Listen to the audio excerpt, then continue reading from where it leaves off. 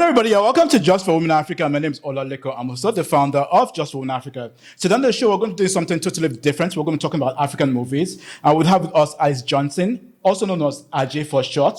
She'll be talking to us about the African movies on the African continent, her views and her reviews for 2023. And of course, anything that comes up during the interview. So stick around and we'll be right back.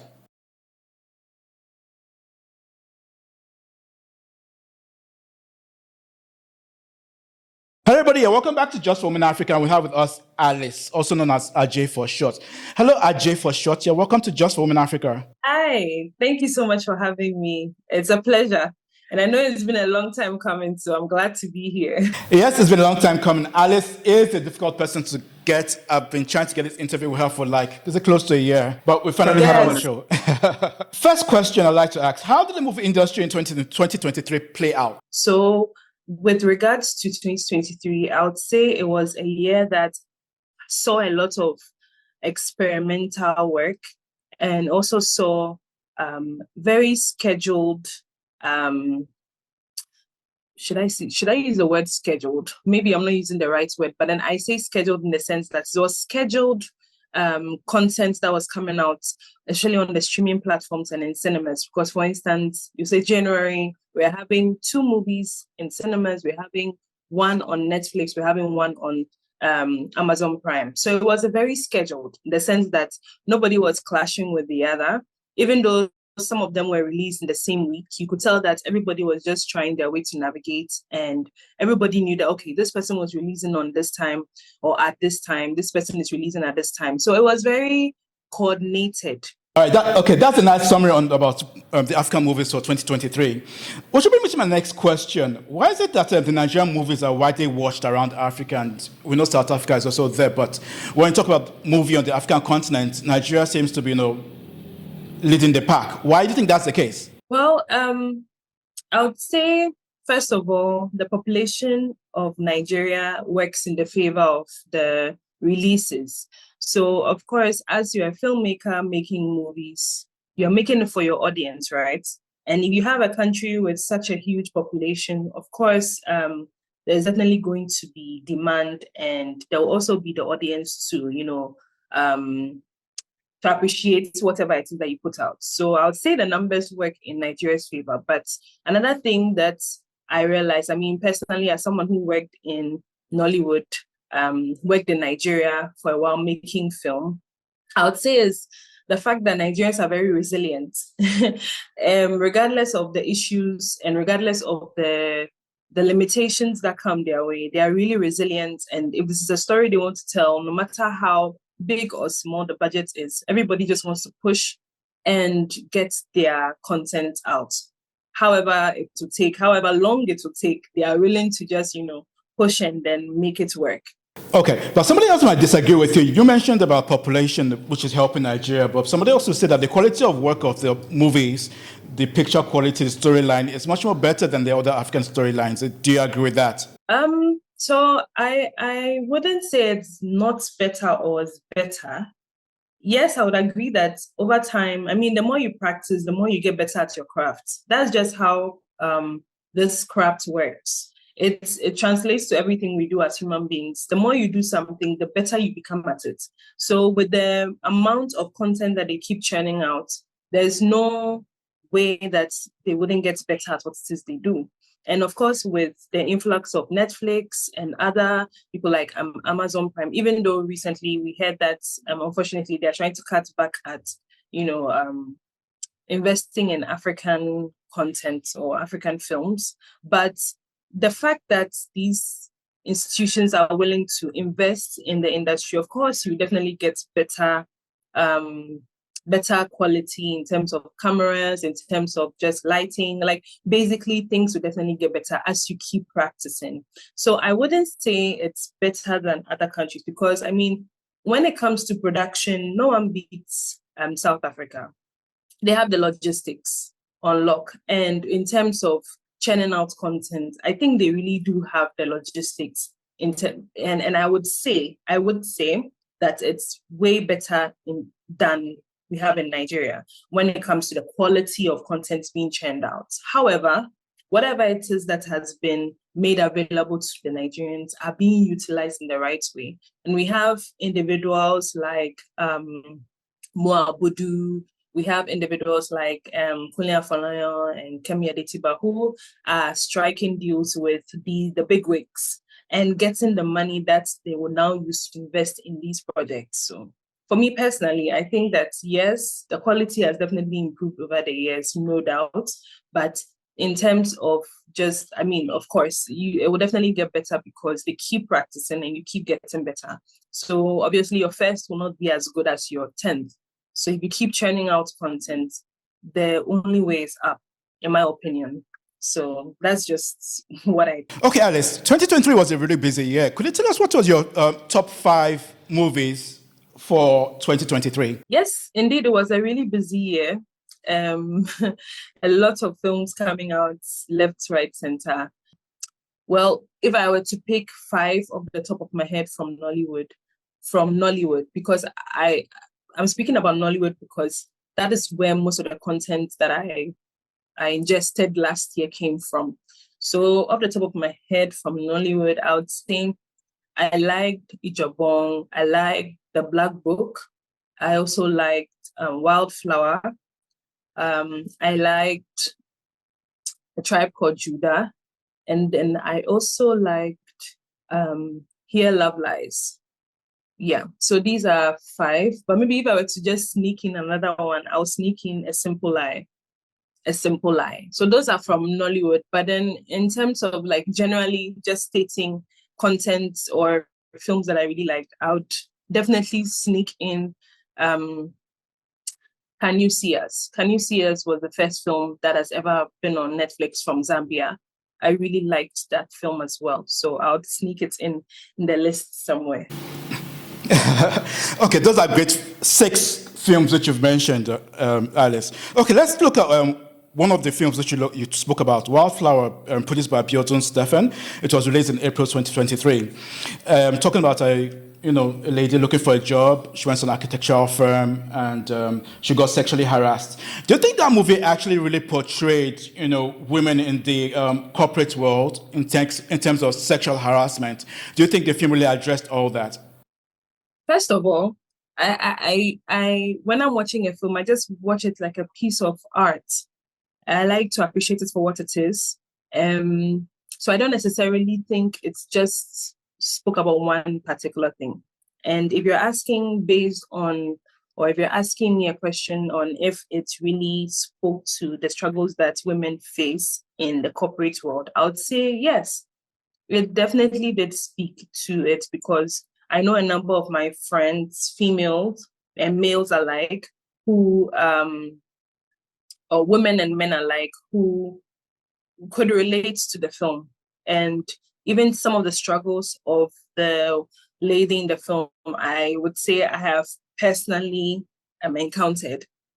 So it was a film that I think was speaking to the vast majority of people who do not really speak up. I think the film was more about speaking up. So regardless of whatever the circumstances in your life, it's all about just taking that risk and speaking up about whatever issue it is that you're having. So it could be about what exactly the film was about. It could be just basically when you find yourself as a minority in any situation in life. It just takes one person to take that bold step. And we've seen it on many occasions. For instance, the Me Too movement, where it just took one lady coming out and speaking against a particular individual. And a lot of people came out, Me Too, Me Too, Me Too. So we've seen it play out in many, many, many factions. So I would say it did a good job at portraying the fact that, yeah, sometimes because of the hierarchy, a lot of people choose not to speak out or voice out when they are being mistreated in any situation. So it's all about taking the bold step and stepping out and actually helping out because the lady spoke out, the man did not have the ability to do it to any other person moving forward. So as someone who in society, I think it's important to speak out so that you can help those posterity so that they don't have to go through the things you have gone through. Okay. Now let's get to another movie, The Tribe Called Judah, which was released on the 15th December 2023, which broke box offices in Nigeria, the first film to make $1 million, which was produced by Funke Akindele and Ade Owo.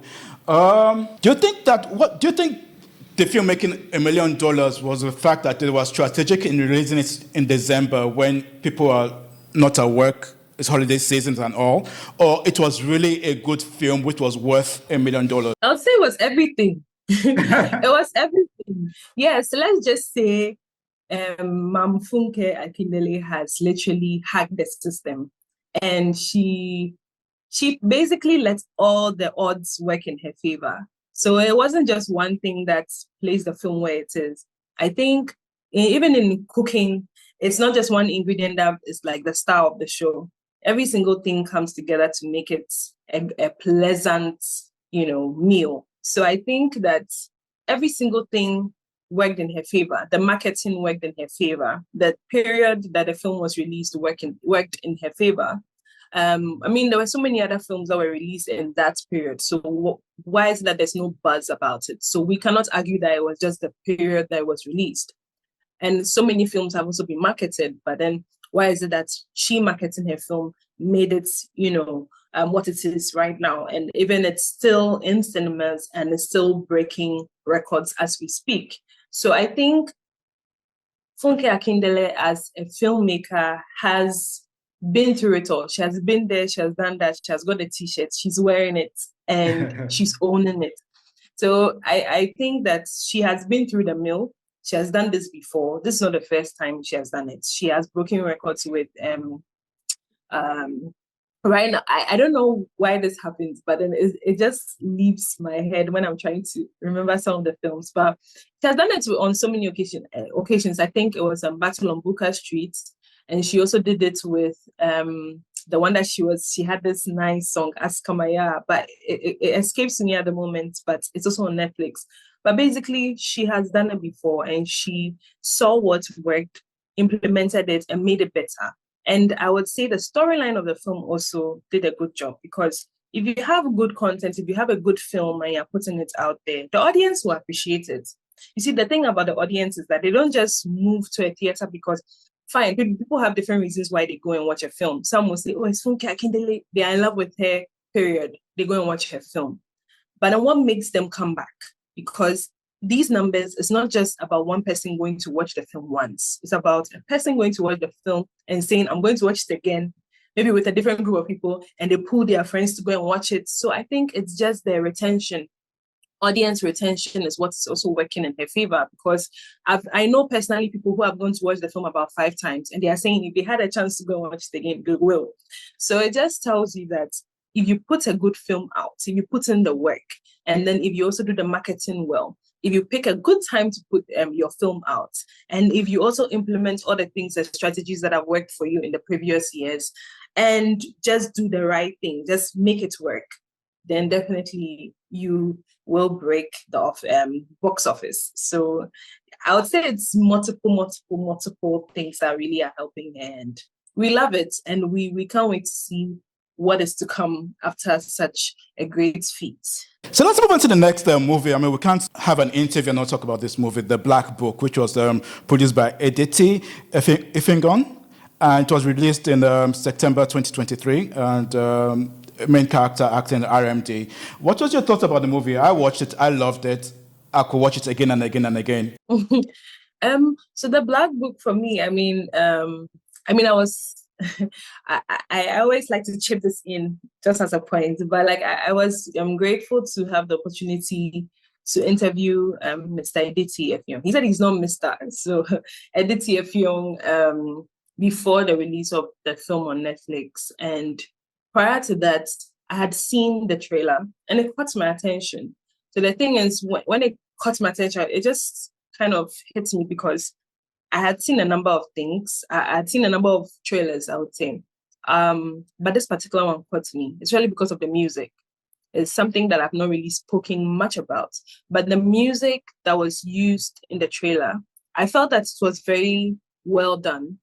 And I know for sure that people will not copyright and use those musics for their trailers. So I thought to myself that if this is just a trailer and I'm hearing such well done music and I'm seeing all these great visuals, I wasn't too sure about the film yet, even though I had seen all the work that had been put into the film prior, because Edith Effiong kept releasing snippets of stuff that went on while the film was being made in 2021 during COVID, 2020 during COVID and all of that.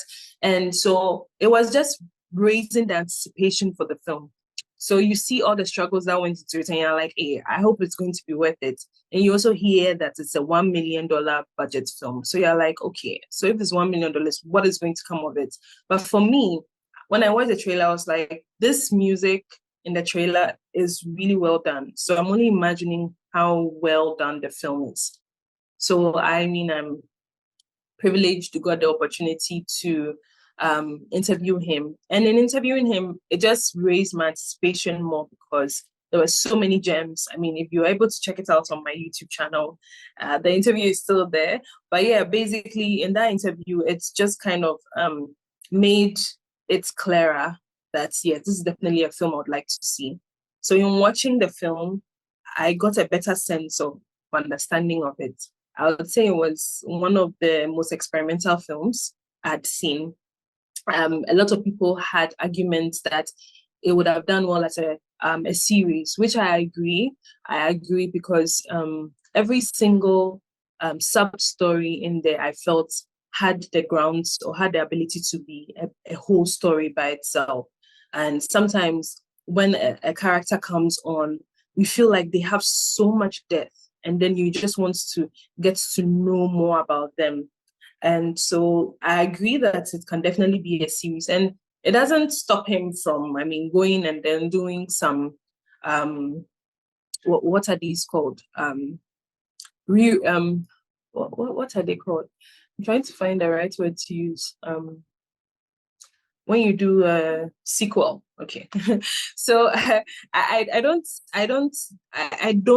think it would be surprising to me if we see sequels of the movie, maybe the backstory of the main character. We have it's a very rich story. So for me, I felt like it felt short in that regard, but I wish I had seen more. So I wish it was a limited series. It had potential to be a limited series. So when the director mentioned that there was about an hour and a half, like 1 hour 30 minutes of footage that they had to do away with, I wasn't surprised. So yeah, it was a very good film. And I really wish it was released in cinemas. I would love to watch it in the cinema because I feel like the music was very engulfing. But when I was even watching it on TV, I felt like, I really wish this was in the cinema so that I could like be immersed into the sound, because I feel like the sound was really well done and the visuals were impeccable. So yeah, those are my thoughts on the Black Book. All right, okay, Alice. That's a really good review on the Black Book. Okay, let's bring us to our last review. Then I'll ask you another question. I'll bring the interview to a close. The movie called Ijabon, which was released in October 2023, directed by Kunle Afolayan, talked about the diamond trade in Nigeria. I really loved that movie. I watched it, and what really, really struck me most about the movie was the acting of the teenagers which they used. I believe they did so well. They brought the movie to life. I don't know what your thoughts are, but what are your thoughts about that movie? My thoughts are that it was a very beautiful story. It was well written, well told. The music was amazing. I love the use of music in that film, and it's even on my channel. I did a review with my mom, who is Yoruba. So yeah, we spoke about the film a bit. But for me, what struck me is the fact that such a renowned and seasoned director would pick completely new faces to lead a movie like that. So for me, that's what really struck out to me. Is the ability for you as a director or as a filmmaker, no matter how many years of experience you have, to still say that this film, I believe that these new faces can carry it. It strikes me as a mark of excellence, because what it means is that even though these people may never have been in front of the camera before, the director had the task to bring the characters out of them. They may be naturals, but being the first time, it's a lot of, a lot to carry on your shoulders for you to be leading a film that's going on Netflix. And they did it so well. So those are a few thoughts I have on the film. So I really enjoyed it. And it's a film I can definitely watch over and over because it was just a chaotic mix of things. And I really loved Gabriel Folayan's character in the movie as well. Very, very, very well done. Okay, Alice, that was a really, really great review for the Igbon. And as we bring the interview to a close, could you tell us what entertainment lovers could expect for 2024? I know that we have the Africa Magic Viewers' Choice Awards coming up. Could you tell us any other thing that we should expect for 2024? 2024, we already know a lineup of some of the films that are going to come out on some of the streaming platforms. For instance, on Netflix, we're expecting Anikulapo, The Rise of the Spectre from Kulia Folayan. We're expecting that's going to be a limited series. So we're expecting that eagerly. We're also expecting projects from Kemi Adetiba. I know To Kill a Monkey is in post-production, so we're hopeful that it's going to be released this year. But sometimes production processes take a while. Even recently, Mr. Kunle Afolayan said that The Rise of the Spectre was supposed to have been released earlier, but they didn't think post-production was going to take as long as they did. But it is taking longer than they expected. But then within the next few weeks, we're going to see it out there. So we're expecting that as well. We're expecting a lot more projects from. I realized that Bjorn Steven is on set, and one thing about her is her films are always amazing. So we are also expecting that we'll definitely see something from her because last year it was just back to back to back to back. So we would like her to rest, but we also like to see something from her soon. And then yes, the AMVCAs is like the biggest award scheme in Africa. African Magic Viewers' Choice Awards is the 10th year in succession. So even on the 8th edition, they did amazing things. It was 8 days of celebrations. And last year, I think, was for 4 or 3 days. So you can only imagine the 10th edition is going to be huge.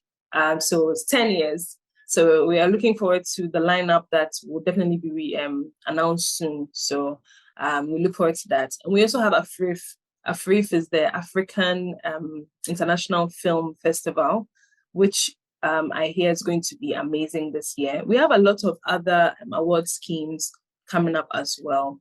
And we're very hopeful that in the coming months we would see more content. It's quite unfortunate that we heard that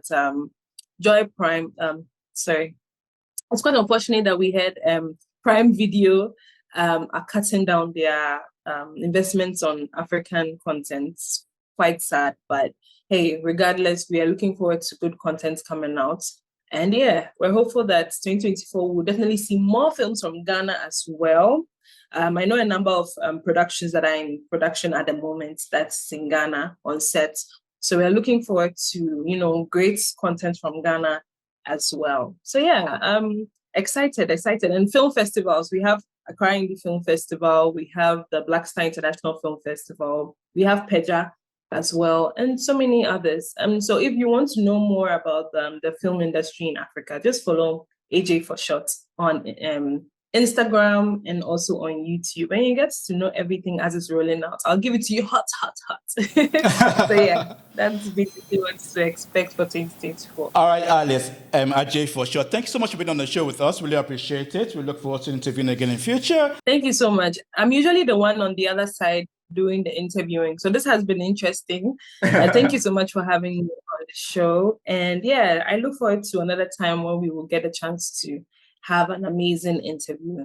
And yeah, people should definitely, like I said, go to AJ for Short on Instagram and also on YouTube. Just type in AJ for Short, should pop up, and subscribe, and let's keep it going in the industry. Africa deserves to be put on a pedestal because we're really putting in the work. Definitely, Africa does. So viewers who are watching, do not forget to like, subscribe, tell a friend who knows a friend about Just Women Africa. And from Alice and I here in Accra, it's be. Bye. Bye.